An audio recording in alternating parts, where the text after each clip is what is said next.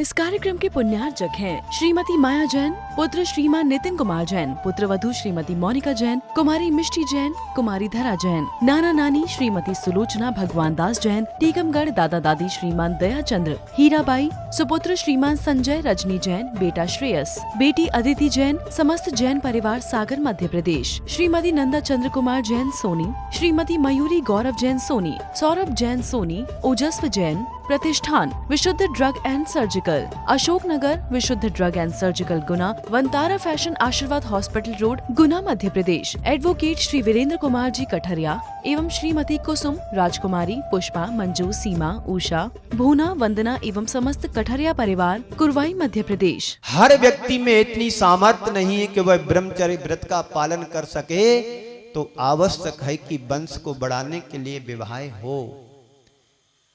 तीसरा था, तीसरे नंबर पर रति। आज सारे उद्देश्य गौण होते चले जा रहे हैं। रति ही मुख्य उद्देश्य बन गया है व्यक्ति के जीवन का। और जब विवाह उद्देश्य मात्र रति रह जाता है, तब वह विवाह विवाद में बदल जाता है और विवाद का कारण बन जाता है। वह जीवन के विकास का कारण नहीं बन पाता है, क्योंकि उसके हृदय में, उसके भावों में मात्र एक मात्र रहता है भोग विलासता का, और कुछ नहीं। व्यक्ति के सुख दुख की बात नहीं सोचता है, पारिवारिक संबंधों की बात नहीं सोचता है, मात्र उसको दिखता है रति। और रति में जब विवाह रह जाता, तब विवाह के बाद विवाद बन जाता है, कारण बन जाता है लड़ाई झगड़े का, तो वह जीवन के विकास का कारण नहीं बन सकता है। ये विवाह के उद्देश्य की बात की गई। अब आगे कहते हैं विवाह किससे करें, कब करें, कैसे करें। विवाह किससे करें, तो कहते हैं समानशील और समान कुल होना चाहिए। एक गरीब घर की लड़की यदि बड़े घराने में जाती है, तब भी एडजस्ट नहीं होता है, सामंजस्य नहीं होता है। वहाँ के रहन सहन, खान पियन, आचार विचार, पहनाव सब परिवर्तनशील होता है। तो कैसे करें? समानशील और समान कुल वालों के घरों में अपने संबंध करना चाहिए। अपनी बराबरी के जो जीवन जीता, उनके यहाँ ही अपने विचारों को अपने शादी संबंध विवाह आदि करने का आदेश हमारे आचार्यों ने दिया है। जब किसी से किसी का विवाह हो तो विवाह हो, समानता ना हो तो मित्रता नहीं होगी, और प्रेम नहीं होगा, और प्रेम नहीं होगा तो सामंजस्य नहीं होगा, तो जीवन सुखी नहीं होगा। सामंजस्य स्थापित करने के लिए दो बातें हमें आवश्यक कही गई हैं। नंबर एक, परस्पर विश्वास, और दूसरी समानता। आपस में विश्वास होगा, एक दूसरे के ऊपर विश्वास होगा और समानता होगी, तो हमारा वैवाहिक जीवन भी बहुत अच्छे से आगे बढ़ सकता है, बढ़ता है। हमारे आचार्यों ने इसी को लक्ष्य रखते हुए कहा है कि शील और कुल की समानता होनी चाहिए। अगर कोई कन्या भिन्न कुल में चली जाती है, तो वहाँ के रीति रिवाज, रहन सहन, खान पान, वेशभूषा, आचार विचार, इस सब से अपरिचित होती है, अनभिज्ञ होने से सामंजस्य स्थापित नहीं कर पाती है, अपने जीवन को आगे नहीं चला पाती है। क्योंकि एक बड़े घराने की लड़की आए और एक छोटे से गरीब परिवार में, अपेक्षाकृत सामान्य परिवार में जाती है, तो वो सास पर हुक्म चलाती है, सुनो पानी भर के लाओ जी। नौकरानी समझती अपनी सास के लिए। क्यों? बड़े घराने से आई है, जहाँ पर नौकर चाकर काम करते थे, पहनाव अलग था, खान पीन अलग था। सप्ताह में 6 दिन तो बाहर होटल में जाना, एक आध दिन भले नींद समय पे ना खुल पाई हो, पति घर में ना हो तो होटल पे नहीं जा पाते हैं। ऐसे घर की लड़की लाओगे तो तुम्हारा घर भी बर्बाद हो जाएगा। तो क्या करना है? समान कुल की लड़की को लाओ, अपने समान, अपनी कैटेगरी के बच्चों के साथ अपने बच्चों का संबंध करना चाहिए। ऐसा होता है जब एक दूसरे को एडजस्ट नहीं कर पाते हैं, बहुत कम होते हैं जो दूसरे कुल में आई कन्या को अपने आचार विचार में ढाल पाते हैं, रहन सहन में उसको एडजस्ट कर पाते हैं। तो शील की समानता होना चाहिए, वैचारिक समानता होना चाहिए कि आपके विचारों की, आपके भावों की कद्र कोई कर सके। ज़्यादा स्टैंडर्ड भी अच्छा नहीं और लो स्टैंडर्ड भी ठीक नहीं। समानता का जीवन जीने वाले व्यक्ति ही समानता वाले कुल में करना चाहिए शादी विवाह। कुल की भी समानता होना चाहिए। आचार्यों ने कहा है कि कुल देखो, रूप देखो, वंश देखो, पैसा देखो, विचार देखो, पर ये बातें आज गौण होती जा रही हैं। क्या होने लगा है? आज या तो अधिकारी हो, उच्च नौकरी करने वाला हो, अधिक पैसे वाला हो, ये सब देखा जा रहा है। ये नहीं देखते हैं कि खेती कितनी है, व्यापार कैसा है। पहले के जमाने में ये देखा जाता था, ज्यादा पीछे मत जाओ, 25 और 30 साल पीछे जाकर के देखो, 40 साल अधिकतम, तो परिवार में सबसे पहले माता पिता ये देखते थे कि घर में व्यापार क्या होता है, खेती किसानी कितनी है। लड़का भले अनपढ़ हो पर घर में जमीन जायदाद अच्छी है तो हमारी बेटी सुखी रहेगी। आज क्या देखते हैं? भले कुछ ना हो, विदेश में नौकरी करता हो, भले वहां जाकर के झाड़ू लगा रहा हो। हाँ, यहाँ के लोग जाते हैं विदेश में हैं, झाड़ू लगा रहे, पोंछा लग, क्या करते? फॉरेन में जॉब करते हैं। ये चल रहा है। पैसा देखा जाता है, व्यक्ति का स्तर पैसे से गिना जाने लगा है। इसलिए आज हमारे समाज में बेमनस्ता उत्पन्न हो रही है। अच्छे अच्छे घरानों के, संपन्न घरानों के बच्चे भी आज कुंवारे बैठे हुए हैं। 40 साल को पार कर गए, 50 साल को पार कर गए। हमारे साथ पढ़ने वाला हमारे 2 मित्र आज भी कुंवारे बैठे हैं। और उनके एक परिवार तो ऐसा है, उस घर में 3 भाई हैं, तीनों भाई की शादी नहीं हुई। माँ वृद्ध हो गई, पिताजी खत्म हो गए। 3 या 2-3 बहनें थी, एक बहन की शादी इसलिए नहीं की कि चलो एक आध भाभी आ जाएगी तो इसको फ्री कर देंगे। जब बेट भाइयों की शादी होती नहीं दिखी तो फिर उसकी शादी करना पड़ी और शादी हो गई। आज वो बीना में गवर्नमेंट जॉब यानी टीचरशिप का काम करती है। तो ऐसी स्थिति बन रही है। यहाँ पर भी तुम्हारे गांव में भी लोग ऐसे बच्चे हैं जिनकी एक्सपायर डेट निकलने वाली है, शादी की निकल भी गई होगी, पर जिनकी हो गई उन्होंने शादी का कद्र भी नहीं समझा है। एडजस्टमेंट एंड कंप्रोमाइज की युक्ति को अपनाना था हर व्यक्ति के। इसलिए कहा गया है कि आचार विचार, रहन सहन, वेशभूषा, खान पान, इन सब में समानता होना चाहिए, तभी तुम्हारे जीवन की गाड़ी चल सकती है। पारिवारिक वैवाहिक जीवन अच्छे से चल सकता है। तो आज व्यक्ति क्या देखता है?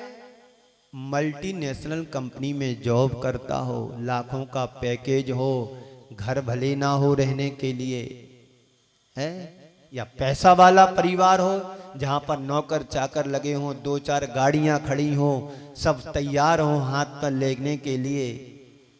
ये सबकी मानसिकता बदल गई है।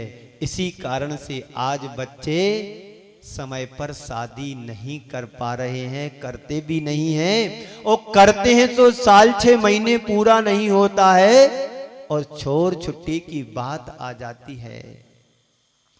तो औचित्य, विवाह का औचित्य और उद्देश्य क्या होना चाहिए? गुण नहीं देखा जाता है। पैसा अगर तुम्हारे घर में बहू आएगी तो तमाशा दिखाएगी।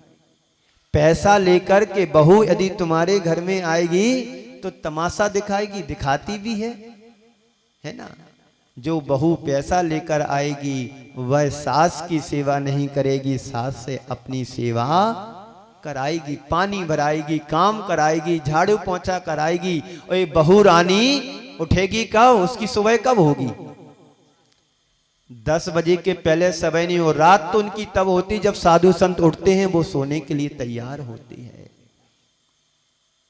तो अमीर घर की बेटी गरीब घर में जाएगी तो राज करेगी, व्यवहार बिगड़ जाता है। तो बंधुओं, कहने का मतलब ये है कि आज हमारे जीवन में जो कुछ भी हमें प्राप्त है वह सब अपने ऐसो आराम के लिए नहीं, सामंजस्य बैठा करके जीवन को चलाने के लिए होना चाहिए।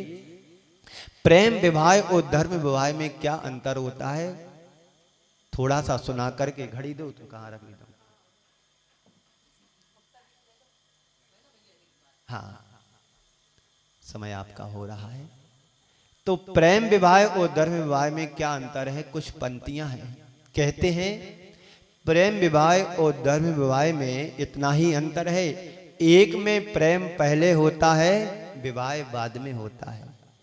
एक में प्रेम पहले होता है, ध्यान से सुनना, शाम को पूछा जाएगा। हाँ, एक में प्रेम पहले होता है, विवाह बाद में। एक में, दूसरे में प्रेम विवाह पहले होता है, प्रेम बाद में होता है। फिर से सुनिएगा, एक में प्रेम पहले होता है, विवाह बाद में। दूसरे में विवाह पहले होता है और प्रेम बाद में। परिणाम ये निकलता है, एक का प्रेम खो जाता है, विवाह रहता है, दूसरे का विवाह रहता है, प्रेम खो जाता है। जीवन भर प्रेम और आत्मीयता यह भारतीय संस्कृति की विशेषता रही है कि तुम्हारे जीवन में शादी यानी विवाह भी रहे, प्रेम भी रहे। ये भारतीय संस्कृति की विशेषता रही है, इसका अनुपालन व्यक्ति को करना चाहिए। लेकिन होता क्या है कि प्रेम खो जाता है, विवाह रहता, तनातनी चल रही है, बंधन विवाह के सूत्र में तो बंध गए हैं, छोड़ भी नहीं पा रहे हैं और ग्रहण भी नहीं कर पा रहे हैं। तो इसलिए क्या होता है, प्रेम खो जाता है, विवाह रह जाता है। पर संत कहते विवाह खो जाए तो खो जाने दो, पर तुम्हारा प्रेम व्यवहार बना रहना चाहिए। यदि आपस में एडजस्ट नहीं हो रहा है तो देर सवेर हो ही जाता। अभी एक बहन जी मेरे पास आए, है ना, तो ऐसी बातचीत की, बातचीत में उनने अपने मन की बात रख दी। कहा कि महाराज श्री, यदि मैंने पहले एडजस्ट कर लिया होता तो आज मेरा हो सकता जीवन सुखी जीवन होता। व्यक्ति क्रोध में आकर के या फिर किसी आवेग में आकर के डिसीजन ले लेता है, वो जिंदगी भर पछताता है। जैसे कल नहीं परसों आपको एक उदाहरण रखा था कि एक पढ़े लिखे व्यक्ति की शादी अनपढ़ गांव की लड़की से हुई। दोनों अपने आप को क्रोध के आवेग में आकर के संभाल नहीं पाए, सास ने कुछ और कह दिया और दामाद ने कुछ और कर दिया। परिणाम ये निकला कि जो नहीं होना चाहिए तब वो हो गया। तो हमारे लिए छोटी मोटी बातों को नजरअंदाज करके चलना चाहिए। आप अपनी वैवाहिक जीवन को, पारिवारिक जीवन को मधुरता के साथ जीना चाहते हैं तो आपस की छोटी मोटी बातों को नजरअंदाज करो। एक बार ऐसा हुआ, पति पत्नी में अनबन हो गया और पतिदेव के लिए किसी आवश्यक काम के लिए सुबह 5 बजे उठ करके 6 बजे ट्रेन पकड़ना थी। तो अब पत्नी से अनबन हो गई, उठे तो उठे कैसे, नींद तो खुलती 8 बजे। तो पत्नी, उसने क्या किया, पति देव ने पत्नी के तकिए के नीचे एक पर्ची लिख करके रख दिया कि मुझे 5 बजे जगा देना, मुझे 5 बजे जगा देना।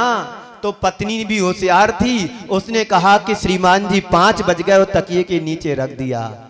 जब पति देव की 7 बजे नींद खुली तो झल्ला पड़ा, गुस्सा तो शाम की थी ही। बोले तुमने इतना भी समझ में नहीं है कि मैंने आपको कहा था कि मुझे 5 बजे जगा देना। तो श्रीमान जी चिल्लाने की जरूरत नहीं है, आप अपने तकिया के नीचे देखो कि कृपया 5 बज गए हैं। ये सब होता रहता है।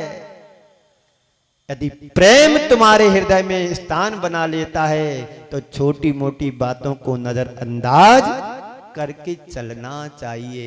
यही विवाह औचित्य और उद्देश्य की बात कही जा रही है। विवाह करो, शादी मत करना। शादी करोगे तो बर्बादी हो जाएगी, और विवाह करोगे तो वाद विवाद टल जाएंगे, विवाद नहीं रहेगा। तो वैवाहिक जीवन हमें जीना चाहते हैं तो क्या करना है? जीवन में प्रेम और आत्मीयता ये भारतीय संस्कृति है, इसका अनुपालन हर व्यक्ति के लिए करना चाहिए। अपनी वृत्तियों पर नियंत्रण रख करके अपने जीवन को आगे बढ़ाना चाहिए। जीवन सिर्फ भोग और विलासिता के लिए नहीं मिला है, यह तो त्याग और संयम की मूर्ति या संयम के मार्ग पर आगे बढ़ने के लिए मिला है। हम अपने मनुष्य जीवन को सार्थक बना सकते हैं। यह हमारे विवाह की पद्धति है। धर्म विवाह ही सबसे अधिक मान्य किया गया है। हमारे शास्त्रों में 8 प्रकार के विवाह बतलाए गए हैं। सबसे नंबर 1 ब्रह्म विवाह। ब्रह्म विवाह, दूसरा है प्रजापत्य विवाह, आर्ष विवाह, देव विवाह, आसुरी विवाह, पैशाचिक विवाह, गंधर्व विवाह और राक्षस विवाह। इनमें पहला विवाह है वह विवाह कहलाता है जहां माता पिता की उनकी इच्छा से शादी संबंध किया जाता है।